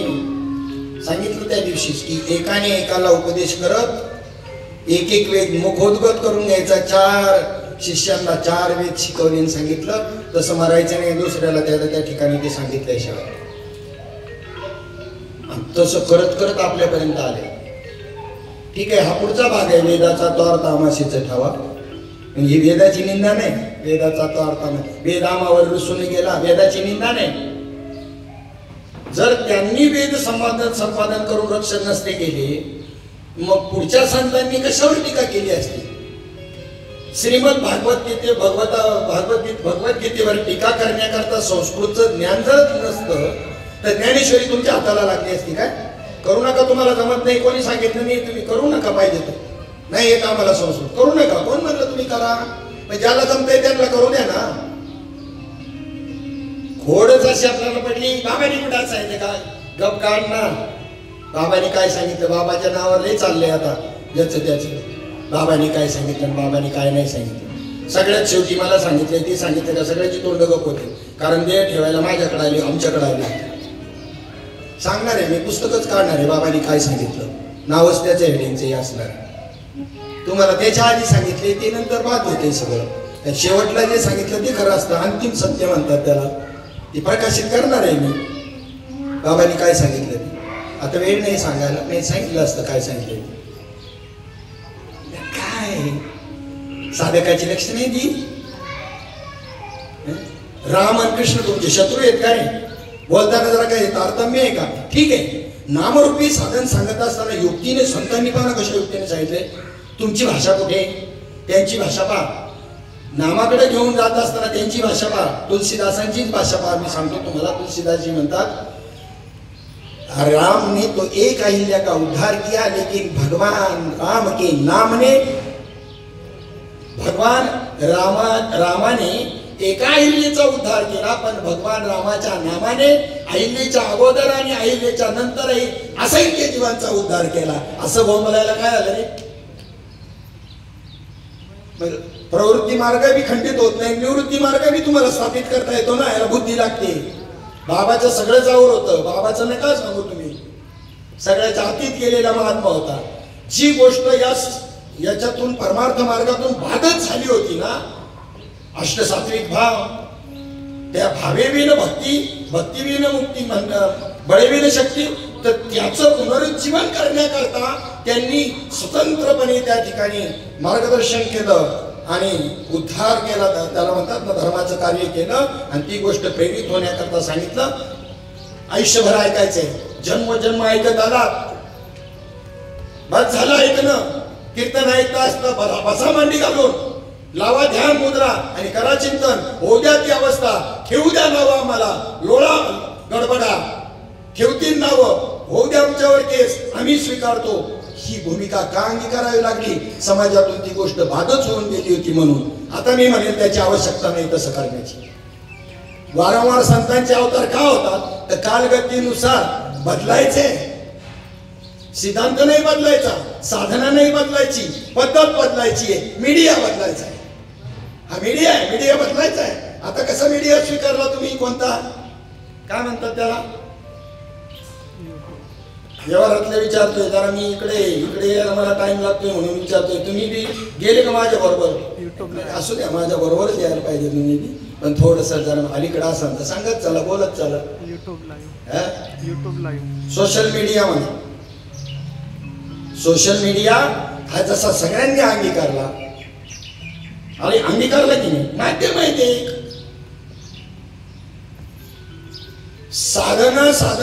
साधनेबद्दलच बोललं जाते सगळं. सिद्ध दशेचं वर्णन कोणीच करेना आणि महात्म्यांनी सिद्ध दशेची भूमिका मांडलेली आहे. आता सांगा, संतांचं काय वर्णन करता करायलाच पाहिजे, त्याबद्दल वाद नाही, परंतु संतांचं वर्णन कोणासमोर करा? संतांचं महत्व कोणाला सांगा? तुम्हाला संतांचं महत्व पटलंय, नामाचं महत्व कोणाला सांगा? ज्याला पटलं नाही त्यांना. तुम्हाला मार्गदर्शनाची गरज कशाची हे कळलं पाहिजे सांगणारा. ज्याची गरज आहे ते दिलं पाहिजे. तुम्हाला ना संतांचं महात्म्य सांगण्याची आवश्यकता, कारण तुम्ही अपरोक्ष अनुभवाला प्राप्त झाला, स्वस्वरूपाला प्राप्त झाला. तुम्हाला नामाचं महत्व सांगायची गरज नाही, तुम्ही नामस्वरूप झाला. आता तुम्हाला जे सांगायचे आत्माच सांगायचा आहे का अजून दुसरं काही सांगायचं? ते कोणी सांगा ना. आणि चाललंय अजून आपलं रेमटका आहे. चला, विवेक आहे, कारण विवेकच तयार होत नाही ना. हो, त्या महात्म्यांनी खंत व्यक्त करावी की विवेक तयार होत नाही. अनुभव आला पण विवेक तयार होत नाही. कसा तयार होऊन देतील विवेक? सांगणारेच विवेक तयार होत देत नाही. गिराईक सुटत येत ना हातातली. विवेक तयार झाल्यावर धंदा करता येत नाही ना. गुरुबाजी बंद होते ना, म्हणून तिकडे जाऊ देत नाही, स्वतंत्र होऊ देत नाही तुम्हाला. धंदा बंद होतोय. अवघड आहे. ठीक आहे, एखाद दुसऱ्यामध्ये निर्माण झाला तरी तो त्याला सिंहाचा छावा म्हणतात. सोपी गोष्ट आहे. एका महिलेचं जर बाळंतपण, तिला जर एका बाळंतपणाचा अनुभव जर आला तर त्या दुसऱ्या महिलेचं बाळंतपण तेवढ्या अनुभवाच्या आधारे ती करू शकते की नाही? भरपूर झालं. तेवढ्या एका बाळंतपणाच्या अनुभवावर दुसऱ्या महिलेचं बाळंतपण तिसरी करू शकते. आणि तसं एक वेळ ज्याचे अष्टसात्विक भाव जागृत झाले ना, तो दुसऱ्याची अवस्था करून घेऊ शकतो. याच्यामध्ये गुरुत्वाचं काय मोठेपण आहे? प्रबोधित माणसाला मार्गदर्शन करणं इथे गुरुत्वाच्या सामर्थ्याची खरी कसोटी आहे. कोण करतोय? असिपद याचं विवरण करायचंय. तत्वपदाची विवरण करणारे भरपूर आहेत, पण असिपदाचं विवरण कोणी समजून सांगेना. असिपद म्हणजे काय? ते परमात्मा तत्व असं आहे. तुम्ही तसे झाला का नाही हा पुढचा भाग आहे, पण तो कसा आहे हे सांगण्याचं काम ते असिपदाचं विवरण म्हणतात त्याला. आणि तिथे मूळ त्या पदावर नेऊन ठेवलं. तुम्ही ब्रह्मरूप झाला का पहिलेच होता? ब्रह्मरूप झाला तुम्ही साधना करून गुरु केल्यानंतर का पहिलेच होता? पहा, आता बोलायला सुद्धा ना मला, तर बाकी अंगीकारायला कसं सुचत? काय होतं बोला ना. पहिलेच होता झालो कृष्ण ऐसा ढवजा चित्ती तर भेद भय वृत्ती उरली असे बाळक्रीडेमध्ये म्हणतात तुकोबारा मी कृष्ण रूप झालो म्हणजे मी ब्रह्मरूप झालो असं कोणी म्हणत असेल तर तिथे भेद आहे झालो भेद आहे भय आहे पहिलेच आहात तुम्ही मग साधन कशा करता करायचं महात्म्याने सांगावं विहिरीला पाणी लागले पेढे घ्या असं म्हणत असताना विहिरीला पाणी लागलं का पहिलेच होतं तुम्ही फक्त साधनाने काय केलं आवरण त्याच्यावर पाण्यावर आलेलं जे दगड माती विटा जी आहे ती बाजूला केलं मोटके गुरुमुखे उदय जत असे हृदयी स्वयंभची असे मोटके गुरुमुखे उदय जत दिसे हृदयी स्वयंभची असे प्रत्यक्ष भावो लागे तैसे अपैसया असे मग साधनानं तुम्हाला देव दाखवला का भ्रांती घालवली म्हणजे म्हणलो ना की त्या ठिकाणी जो दृष्टांत सांगितला हा की त्या ठिकाणी मी चुकलो आणि लडबडालो होतोय मी चुकलो हा भ्रम आहे आणि पुन्हा त्यांनी ती धागा त्या पत्नीने त्याच्या पायाला बांधल्यावर मी सापडलो हा जो उड्या मारायला लागला हा बी भ्रमच आहे म्हणजे मी जे आहे हा जसा भ्रम आहे तसा मी ब्रह्म आहे हा सुद्धा काय भ्रम आहे जी ब्रह्मस्थिती आहे तिच्यामध्ये असं स्फुरणच होत नाही ब्रह्मास्मी स्फुरण होतच नाही झालं त्याच नाव माया आहे पुन्हा तेही स्फुरण काढून टाकायचंय तिथे मूळ स्वरूप आहे हे तत्वज्ञान या संवादामधून आपल्या समोर मांडलं सांख्य तत्वज्ञान कपिल मुनींनी आणि आई एका लेकराला तत्वज्ञानाकरता शरण जाते गुरुत्वामध्ये नातं नसतं आई गुरु असायला पाहिजे आईला गुरु माना बरोबर आहे पण इथे अध्यात्म ज्ञानाकरता मुलगा आईचा गुरु होऊ शकतो हे यातून सिद्ध करून दाखवलं कोण कोणाचा गुरु आई पोराची गुरु का पोरगा आईचा गुरु नात्याचा संबंध आहे का ज्ञानामध्ये वयाचा संबंध आहे का ज्ञानामध्ये हे मुक्ताबाई आणि चांगदेवाच्या याच्यातून निदर्शनाला आहेत 14 वर्षाची मुक्ताबाई 1400 वर्षाच्या चांगदेवाला उपदेश करते तेव्हा वयाचा प्रतिबंध नाही आई मुलाला उपदेश करायच्या ऐवजी मुलगा आईला उपदेश करतो नात्याचा गोत्याचा नाही गोत्याचा ठेवू आपण का गोत्यात आहे ना आपण काही संबंध नाही ज्ञानाशी वयाच्या प्रबोधे नव्हे हा विचार तुकोबाराय म्हणतात सगळे प्रतिबंध दूर होतात आणि ह्या तत्वज्ञानाने देवहूतीला तत्वज्ञान होतं असा जो त्या ठिकाणी त्या गुजरातमध्ये जे सरोवर आहे तिथे तिने तो देह ठेवला आणि तिच्या अश्रूपासून ती नदी तयार झाली ते सरोवर तिथे त्या ठिकाणी जिथे हे तत्वज्ञान प्राप्त झालं देवहूती मातेला कपिल मुनीकडून त्या कपिल मुनीच्या अवताराचं वर्णन त्या ठिकाणी 3ऱ्या स्कंदामध्ये आलं बोलो कपिल भगवान की जय 4थ्या स्कंदामध्ये प्रसूतीपासून दक्ष राजाला त्या ठिकाणी जी ही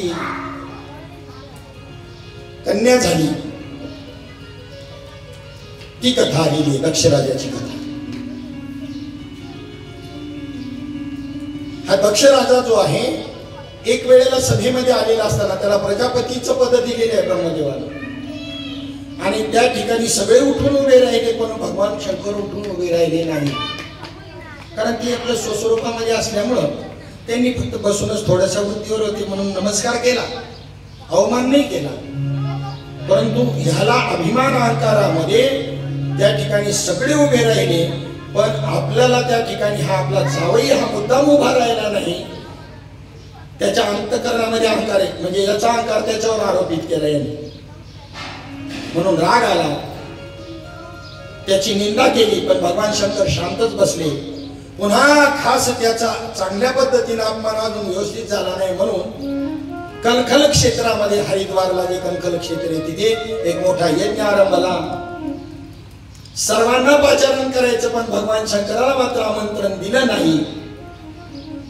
यक्ष राक्षस गंधर्व किन्नर मनुष्यगण देवता सगळे त्या यज्ञाकरता निघालेले आहेत कैलासावरून ही सर्व विमानं जात असताना पार्वती मातेने पाहिलं. आपल्याला त्या ठिकाणी जायला पाहिजे. तिला कळवलंच नाही त्यांना.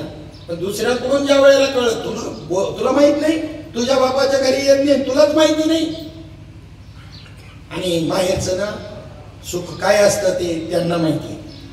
माहेरचं कुत्र जरी भेटलं ना, कुत्र माझ्या माहेरचे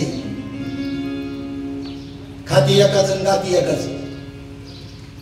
सोन्याचं कुलूप माझ्या बंधूच्या दाराला ग सईबाई, बाई ग बाई सईबाई ग बाई सईबाई.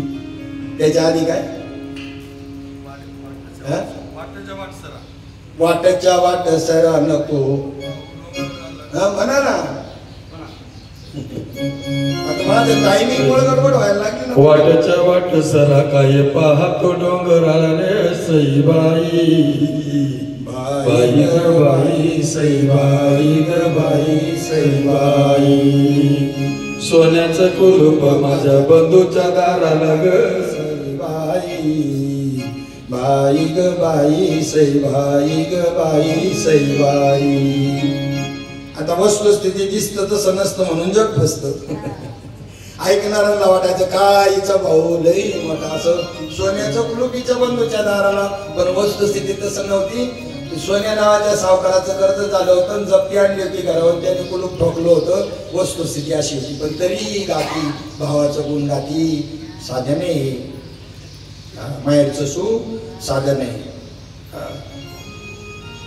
म्हणा बाई बाई बाई बाई जाते ग माहेरा, बाई बाई जाते ग माहेरा, बाई बाई जाते ग माहेरा, बाई बाई जाते ग माहेरा, बाई बाई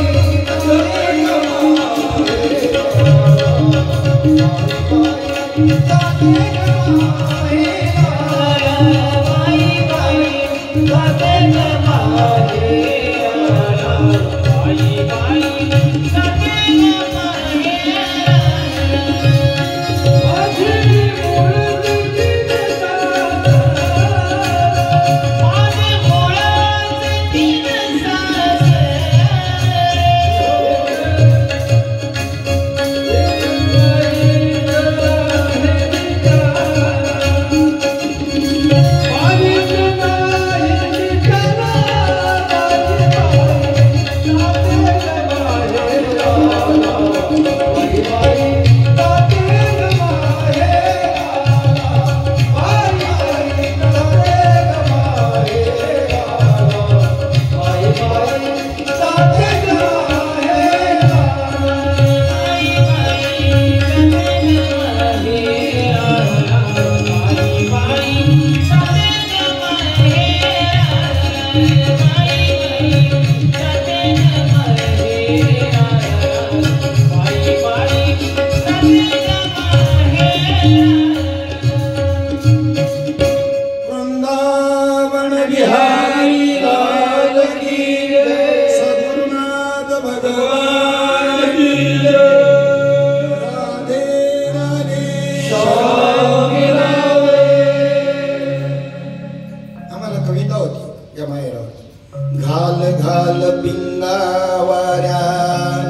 माझ्या परसात माहेरीच्या सुवासाची कर बरसात. सुखी आहे पोर सांग आईच्या कानात, आई भाऊसाठी बरी मन खंत होत. फिरून फिरून सयई जीव विडावतो, चंद्रकलेचा शिव ओला चिंब होतो. काळ्यात पिलीची नंदा खोडकर फार, हुंग हुंग अंगोनिया करी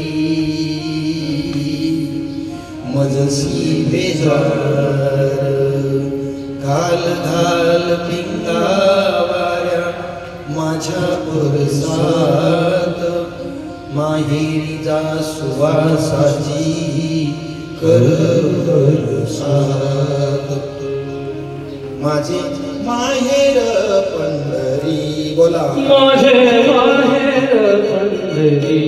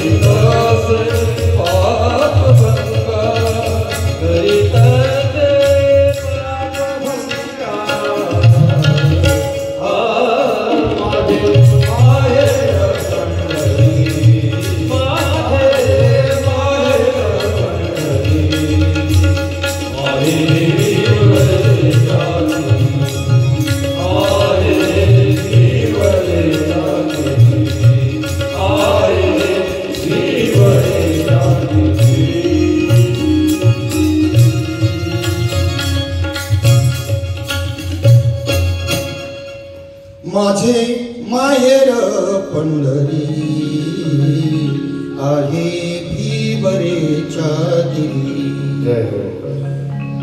आपल्याला बी माहेर आहे. मी शिवाजीला आलो निजाच्या माहेरा भेटी रखुमाईच्या वरा भेटी रखुमाईच्या वरा भेटी रखुमाईच्या वरा. आपल्या मूळ स्थानाला प्राप्त होणं स्वस्वरूपाला याला माहेरला जाणं म्हणतात. तुका म्हणे ठाया जाय आल्या आपुलिया.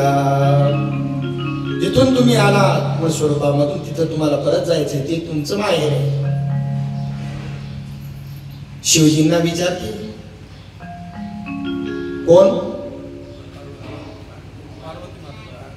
पार्वती माता आहे. मला आता हे आठवण आता वेळेच्या बाईच्यामुळे गडबड झाली. तिचं नाव मी काय सांगितलं होतं? नाही सांगितलं. काय बोला ना. आता मला काय चिंता आहे? भागवताचार्य पुढे बसलेच नाही. तिला पार्वती तर हे पुढचं रूप आहे. कधीचं? पुढच्या जन्मात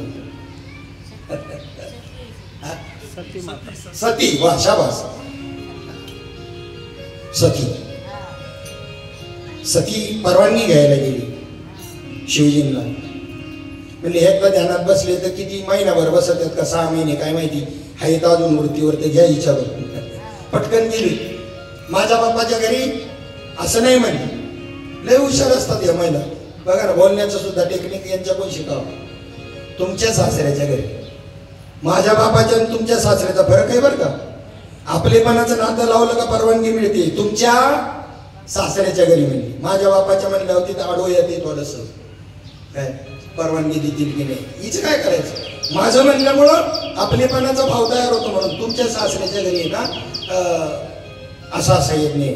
मग जायचंय म्हणते. आपल्याला जायचंय आमंत्रण नाही. बिगर आमंत्रणाचं कोणाच्या घरी जायचं नसतं. आणि त्यातल्या त्यात जावयाने जायचंच नाही परवानगी याच्याशिवाय निमंत्रणाशिवाय. बुधवारी बाबा सांगायचं काय दूर जवाई फुल बराबर. लांबचा जवाई असावा म्हणजे त्याला फुलासारखं सांभाळत असावं. दूर जवाई फुल बराबर गाव जवाई साधा. गावातला असले का काही नाही साधा त्याला एवढा मान नसतो. आणि घर जवाई तो गद्दी बराबर जप चाहे लाता. घरात घर जावाई केला म्हणून तो गाढवासारखंच कवाय लाथा म्हणून घर जावाई होऊ नाही काही. रुबाबात चालावा माणसाने. तंबरेल घेऊन बाहेर चालला तरी रुबाबात चालावा. उगाच कसे बी मेल्या आणि आजच्या गाळावानी नाही चालावा. एक बाणा असतो साधूचा सुद्धा बोलण्याचा सुद्धा. त्याने आपल्या बाण्यात राहावं आपल्या तोऱ्यात राहावं. अहंकार नाही त्याला म्हणायचं. म्हणे ना लोकांनी काय म्हणलं ते पण आपला बाणा, आपला तोरा, आपला रुबाब सोडायचा नाही. काय एवढेच नाही यार, कशी चालत. चल रामप्रभू म्हणतील आजही फसावलं मला. आता रामायण सांगायचं होतं 2 तासामध्ये, कसा माझा संकल्प सिद्धी जाईन मलाच काय कळलं. बरं तरी एवढं तरी ठरवून ठेवलेली आपण का 5व्या आणि 6व्या दिवशी कृष्ण कथा सांगायची, 7व्या दिवशी उपसंहार करायचा.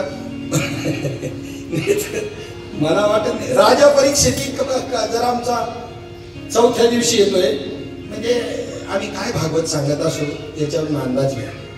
मला तर काही त्याची खंत वाटत नाही, पण कोणाला वाटत असेल तर मग त्यांनी तसं नियोजन करावं. काय लागत आहे आम्हाला तसं सांगू ना. कमीत कमी तसं समाधान तसं ऐकण्याकरता एवढे मोठे 2 भाग आहेत, 18,000 श्लोक आहेत. त्या पद्धतीने जर सांगायचं तत्वज्ञान कथा यथार्थपणे, आणि त्यातही गायकांची ही मंडळी असावी. किती दिवस चालत त्यांचं 1000 वर्ष चाललं होतं. माझ्या अल्पमतीप्रमाणे वर्षभर तर चाललं नक्की. तेव्हा काहीतरी भागवत झाल्यासारखं वाटण.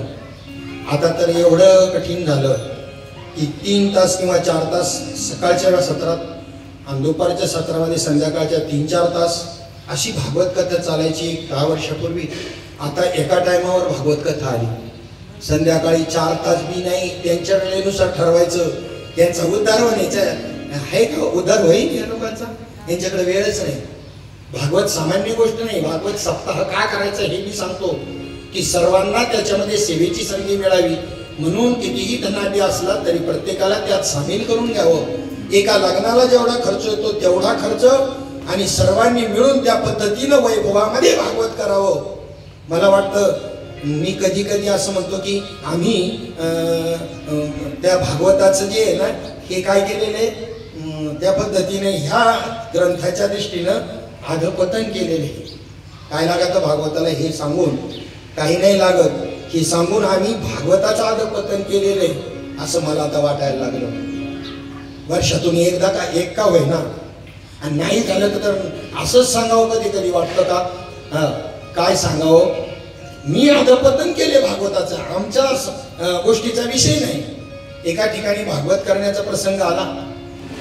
वडिलांच्या प्रथम स्मरणानिमित्त भागवत करायचे. 4 महिने बाकी आहेत, त्याच्या आधीच फोनवर फोन भागवत करायचे. किती खर्च आहे म्हणलं. भागवताला कशाला खर्च लागतो? 2 टाइम मला जेवायला द्या, भागवताला कशाला खर्च लागत असतो? नाही पण ते तसं झालं पाहिजे. त्यांनी ते व्हिडिओ पाहिले ना, तसं झालं नाही मग त्याला खर्च आहे म्हणून. मला काही लागत नाही, पण आमच्या गायकांचं असं मानधन आहे तेवढं तुम्हाला द्यावं झालं. बरं तरी ते ठरवलं होतं, नाही तर माझ्या पदरचं द्यावं लागलं असतं राव. हा ना, लय कठीण समाजाचं. त्यांचं काही ठरवलं होतं म्हणून निदान तेवढं तरी दिलं. गायकांचं वाचकाला काय बिचारा 7 दिवस थांबायचे, 8-8 तासाची बैठक होते. आणि यजमानाला यथार्थ फळ मिळावं म्हणून आम्ही अशी कथा करतो. नुसत्या कथा सांगून मनोरंजन किंवा काही कमवायचा उद्देश नाही. यथार्थ फळ तेव्हा मिळतं, परिपूर्णता तेव्हा आहे. सगळ्या कथा सांगितल्या जात नाही. त्याचं पारायण केल्यानंतर वक्त्याला आणि यजमानाला श्रोत्यांना दोष लागत नाही आणि त्याला फल आहे. या भागवत कथेला ती यथार्थ प्राप्त होतं. ब्राह्मणाकडून आमच्या काकांचे अतिशय उपकार आहे. महाराष्ट्रभर कुठेही भागवत असल्यानंतर 2 वेळेला पहिल्यांदा त्या विधीपूर्वक स्थापना करायला आणि त्याच्यानंतर पुन्हा सांगता होम हवनानी अशी आमची भागवत कथेची आणि रीत आहे कथा करण्याची. खर्चाची बचत करायला पाहिजे म्हणून पुण्यस्मरणानिमित्त मीच कीर्तन करीत म्हणलं. गाण्याचंही मीच करीत, भागवतही मीच सांगा. तुमची बचत, तुमची परिस्थिती नाही म्हणजे घरगुती करायचे म्हणजे घरगुतीच करू. तुम्ही म्हणाल तसं मिळाली जागा कुठेतरी म्हणून स्वरूप व्यापक झालं. जेवणाच्या पंक्ती बाबा असं वाढव्य झालं का विचारतो सोय नाही. आणि ठरवलं होतं 8-10 मंडळींमध्ये घरात करायचं. मला तर असा आनंद झाला का म्हणलं यथार्थ भागवत होईल आता तसं केल्यावर, कारण वेळेचं काही बंधन नव्हतं. मला स्वतःला खूप आनंद झाला असता.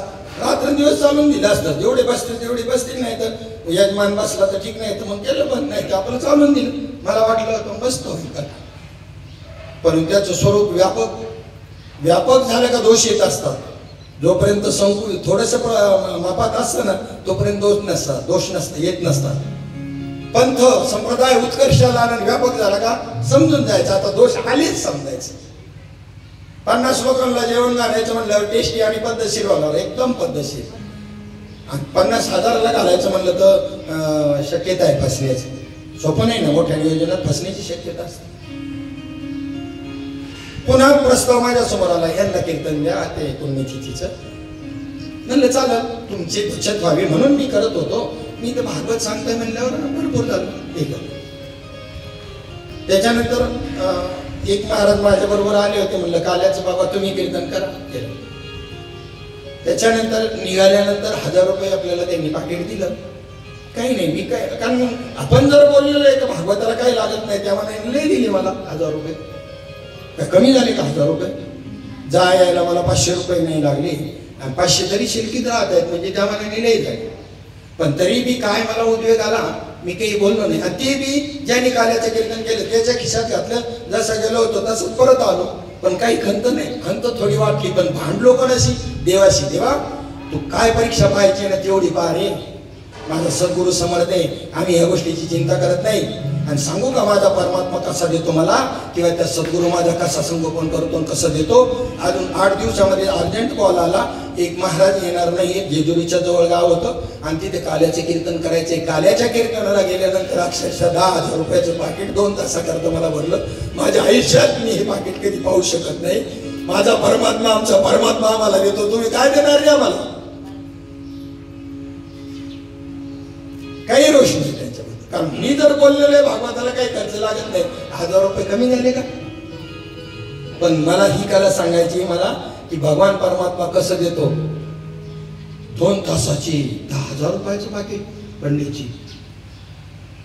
आणि त्यांनी जी दिले सद्गुरूंनी, त्यांनी त्याचं माप होईल का? कृपा दान केले संती कल्पांती सरीला. एवढंच नाही तर भौतिक दृष्टीनं बोलायचं जर झालं तरी आज सुसंपन्न अशा प्रकारची स्थिती कुटुंबाच्या दृष्टिकोनातून आम्हाला प्राप्त झाली. ही कोणाची उपकार आहे? परमात्म्याचे, सद्गुरूचीच नाही तर कोणाची उपकार आहे? गुरु परमात्मा परेशु, परमात्मा परेशु, परमात्मा परेशु,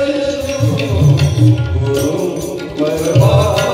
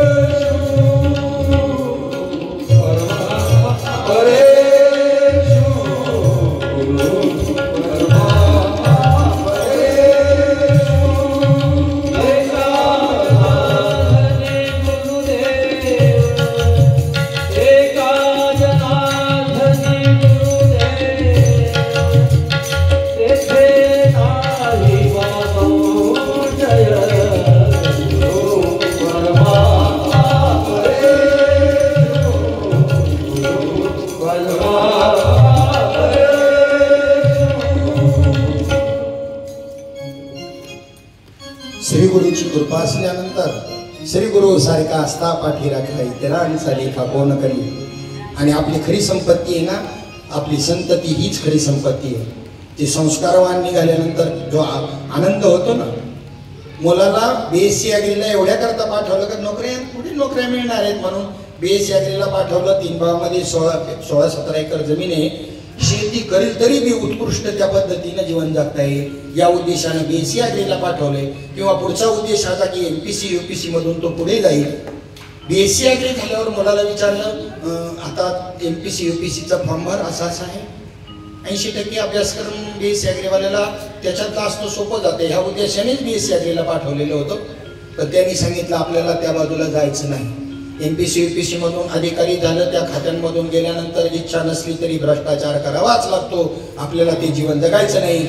आनंदानं ऊर भरून आला, आपलं सार्थक झालं जन्माचं वाटलं जेव्हा मुलांनी असं म्हणलं. बरोबर, तिकडे जायचंच नाही आपल्याला, आपल्या कमाईने जी कमाई मिळेल. त्यानंतर पुढे MBA केलं. MBA करत असल्यानंतर मग मॅनेजर म्हणून वसुली मॅनेजर डिपार्टमेंट 3 जिल्ह्याचं त्याच्याकडे आलं, नाशिक, अहमदनगर आणि औरंगाबाद. तर त्याच्याबरोबरच्या मॅनेजरनी 5-7 वर्षामध्ये करोडो रुपये कमवले. कारण सेटलमेंट HDFCचं करत असताना 1 कोटीचं कर्ज 35 लाखापर्यंत भरलं तरीही चालेल. तुम्ही कसं तयार करायचं करा, आणि तुम्हाला काय कमिशन घ्यायचं आमचं ऑब्जेक्शन नाही, त्याला आम्ही भ्रष्टाचार म्हणत नाही. हे कंपनीचं स्टेटमेंट असल्यामुळं एवढे लाल झाले. परंतु त्यांनी ही कामं करत असताना जेवढं जास्तीत जास्त HDFCचा फायदा होईल हा प्रयत्न केला. 1 रुपयाही कोणाकडून घेतला नाही. मी त्याला म्हटलं, आपल्याला मंडळाला त्या ठिकाणी आश्रम बांधायचा आहे, उभारायचा आहे पंढरपूरला, आणि तू घे ना ते पैसे. आपल्या प्रपंचाला लिहून ठेवून 1 रुपयाही प्रपंचाला लावायचा नाही, उलट त्यात आपली भर टाकू, चांगलं कार्य होईल ना एक परमार्थाचं. त्यांनी सांगितलं, बाबा दादा आपल्याला त्या ठिकाणी काय द्यायचं असेल ते सांगा, तिकडे तशी कमाई करून ते तिकडे देण्यापेक्षा लाखभर आपले देऊ, 2 लाख आपले देऊ, काय पाहिजे अजून आपल्याला? अशी विचारसरणीची, कुटुंबाच्या विचारसरणीची मुलं लाभली, काय पाहिजे सांगा ना मला. माझे सुद्धा विचार थोकडे पडले. जसं की त्या ठिकाणी परीक्षा पाहण्याकरता सोन्याचं कंकण त्या ठिकाणी रस्त्यामध्ये टाकलं. रंका बांका आणि वंका त्या वाटेने निघालेत. रंका आणि वंका दोन्ही पत्नी, आणि वंका रंका बंका आणि वंका ही मुलगी. तिघांच्या अंतकरणातलं वैराग्य पहा. रंकाने पायानं बाजूला लाथाडलं. मागून येणाऱ्या पत्नीला लोभ असं, मुलीला लोभ असेल म्हणून बाजूला लाथाडलं. बायकोनं पाहिले होते, तिने त्याच्या माती टाकली. म्हणली मुलीनं जर पाहिलं तर उचली. मुलीनं पाहिलं होतं. मुलगी आई वडिलांना म्हणते, मग आईला म्हणते, आई मातीवर माती कशाला टाकली, काय उर भरून येईल बरं आई वडिलांचं. तसा आनंद वाटतो की अशा प्रकारची संतती आपल्याला प्राप्त झाल्या. नाही तर सांगतो, अब्जोपती माणूस आहे, 2 कंपन्यांचा मालक आहे, एकुलता एक मुलगा आहे, आणि त्याला रात्री 2:30 वाजता दुसऱ्याने गाडीत घालून घरी आणावं लागतं. ही जर प्रपंचाची स्थिती आहे तर त्याच्यापेक्षा आपण किती भाग्यवान आहोत. पुढे त्या ठिकाणी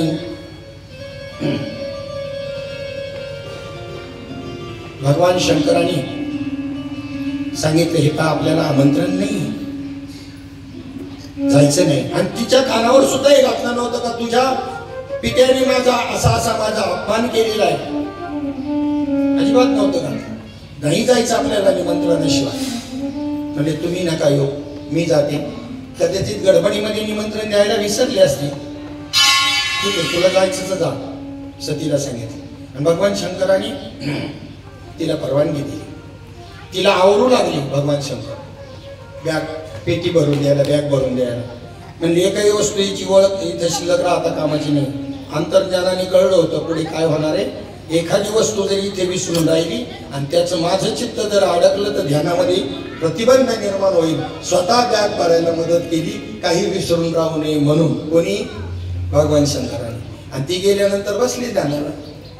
श्रीराम जय राम जय जय राम, श्रीराम जय राम जय जय राम. बसले भजनाला, समाधी झाली. सतीच्या वेळेला तिथे गेली. वडिलांनी समोरून येताना पाहिलं तर वडील बोलले नाही. आईला मात्र बोलायला पाहिजे, बहिणीही बोलल्या नाही. खूप वाईट वाटलं, पण आई बोलली. आई शेवटी ती बरं वाटलं, काही हरकत नाही, असो. अहंकार आहे थोडासा जाईल, बोलल्यानंतर मी समज काढून टाकील. गैरसमज काही झाला असेल माझ्या पतीबद्दल सुद्धा बापालाही समजून सांगेल.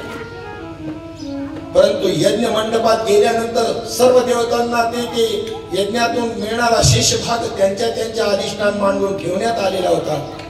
पण ईशान्य दिशा आज रिकामी होती. भगवान शंकराकरता आविर्भाव ठेवला नव्हता. हे पाहून मात्र सतीला राहवलं नाही. सतीचा क्रोधाग्नी भडकला आणि सांगितलं पित्याला, शंकराचा द्वेष करणारे पाखंडी तुम्ही, तुमचं हे शरीर तुमच्याकडून मला प्राप्त झालं, हे शरीर मला ठेवायचं नाही. आणि ताबडतोब त्या ठिकाणी सतीने त्या ठिकाणी अग्नीमध्ये उडी घेतली. कोणी सांगते अग्नीमध्ये उडी घेतली, कोणी सांगतं जागेवरच ती पेटली त्या अग्नीनं, क्रोधाग्नीनं. कोणी सांगतंय तिचं शरीर इकडे तिकडे तुकडे तुकडे पडले. काय असेल कथांमध्ये भेद आहे, पण अशा वेगवेगळ्या पद्धतीने कथा सांगितलेल्या आहे. आणि मग नारद मुनींनी येऊन सांगितलं शिवजींना, अशी अशी घटना झालेली आहे. ध्यानामधून उत्थान पावलं समाधीतून आणि व्यवहार दशेला आले. नारद मुनींनी सांगितल्यानंतर मग म्हणले थोडं तरी काही तुम्हाला आता समाधी स्थितीत असणाऱ्याला काही घडलं तरी काय आहे का, जरी आकाशावर पडू पाहिजे. पण नारद मुनींनी कळ लावून दिली आणि त्यांनी सांगितलं असं झालं. भगवान शंकराने आपल्या जटेमधून त्या ठिकाणी वीरभद्राची निर्मिती केली, आपल्या गणांना बरोबर देऊन आणि दक्षाच्या यज्ञाचा विध्वंस करण्याची ऑर्डर दिली आणि तिथे ते त्या ठिकाणी त्या दक्षाचा शिरच्छेद करून त्याचं शिर त्याच्यामध्ये होमहवतीमध्ये टाकलं. भृगु ऋषींनी आपल्या मंत्राच्या सामर्थ्यानं वीर निर्माण केले. यज्ञाचा जो यज्ञ करताय तो सामर्थ्यवान असायला पाहिजे. यजमानाचं काही कमी जास्त होता कामाचं नाही. आता झालं तरी बी, परंतु त्यांचे बरोबर लढायला शिवगणाबरोबर जे वीर निर्माण केले मंत्र सामर्थ्यानं असे भृगु ऋषी होते. त्याचे भृगु ऋषींचं सुद्धा त्या ठिकाणी दाढी मिशा कापल्या, उशाचे दात पाडले, हे सगळं केलं. आणि त्याच्यानंतर सगळे त्या ठिकाणी ब्रह्मदेवाकडून महाविष्णूकडं आणि ते सगळे भगवान शंकराकडे आले. भगवान शंकराची त्यांनी स्तुती केली. शिव नाम से है जगत में उजाला, हरि भक्तों के मन में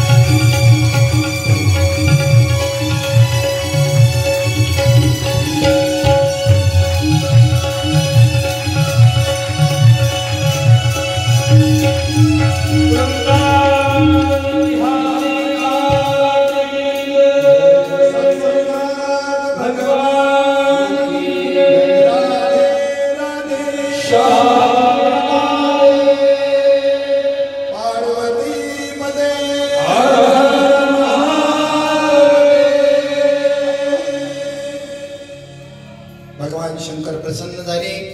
सर्व देवतांसहित राजा दक्षाच्या त्या कणखल क्षेत्रामध्ये आले आणि त्याचं जे धड होतं त्या दक्षाचं, त्याला एका बोकडाचं धड जोडून त्याला जिवंत केलं. त्याच्या यज्ञाची पूर्णपणे सांगता त्या ठिकाणी केली आणि असा हा चतुर्थ स्कंदामध्ये हा भाग त्या ठिकाणी सांगितला. त्यानंतर उत्तानपादाचा जो ध्रुव बाळाची कथा, त्याच्यानंतर त्याचा जो वंश आहे पृथुराजा, त्या पृथूचं चरित्र त्या ठिकाणी सांगितलं. कर्मकांडामध्ये गुंतलेल्या पृथूला सांगितलं काका ज्ञानाशिवाय मोक्ष नाही. नारद मुनींनी उपदेश केला आणि ज्ञानकांडाचा साधनेचा भाग सांगून त्याचा उद्धार केला. हे थोडंसं लक्षात असलं पाहिजे. कर्मकांडाचा निषेध नाही, परंतु कर्मकांड यथा सांग जरी केलं तर कर्मधर्म नवती सांग उन्या अंगे पतन, पण भलत्या काळी नामावळी सुलभ गोळ्या भाविका, हे समजून सांगितलं आणि ज्ञानाच्या माध्यमामधून त्याचा त्या ठिकाणी उद्धार केला. या पृथ्वीचं दोहन करून जे अन्नधान्य कमी झालं होतं ती पुन्हा त्या ठिकाणी यथास्थित त्या पृथ्वीची जी स्थिती आहे त्या यथास्थितीला आणलं. त्यानंतर पुरंजनाख्यान, जसं गोकर्णम आख्यान आहे तसं पुरंजनाचं आख्यान त्या ठिकाणी या चौथ्या स्कंदामध्ये सांगितलं.